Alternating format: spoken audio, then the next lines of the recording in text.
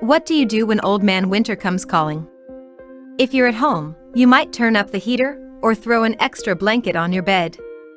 If you have to go outside, you probably wear a thick sweater and throw on your heaviest jacket. But what about all those animals that call the Arctic home? It's cold there pretty much the whole year, and during winter it gets especially cold. How do those animals survive the chilly temperatures? Do they turn up the heat, or throw on extra blankets, or heavy jackets? Not exactly. Even though Arctic animals don't have all the ways we humans have to fight the cold, they have developed some really interesting ways of dealing with the cold. Let's take a look at a few Arctic animals and how they deal with those freezing temperatures. Lemmings are small rodents that call the Arctic tundra home. Few trees can survive the vast expanses of exposed tundra, so lemmings burrow underneath the snow. Since they're also covered in thick, long fur, lemmings find their snow tunnels to be comfortable winter homes because the snow traps the air and becomes a natural insulator. Another Arctic animal that's really hairy is the Arctic hare. Get it? Hares are hairy? Okay, so that's not a great joke, but they are. And they use that hair to great advantage. They don't only rely on their fur though. They use a tried and true technique to survive the cold. They hang out in large groups.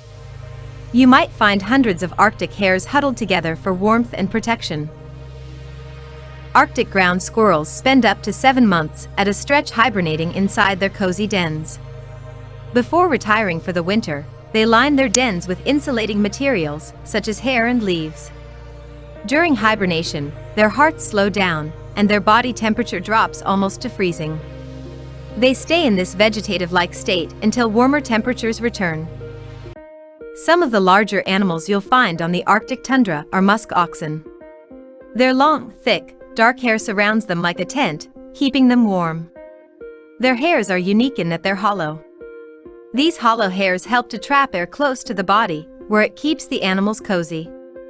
Like Arctic hares, musk oxen also tend to hang out in groups when it gets especially cold. When it comes to surviving the Arctic cold, however, there's one undisputed champion with multiple ways of dealing with Mother Nature, the polar bear. The polar bear's thick fur insulates its body quite well, but it's also surprisingly oily.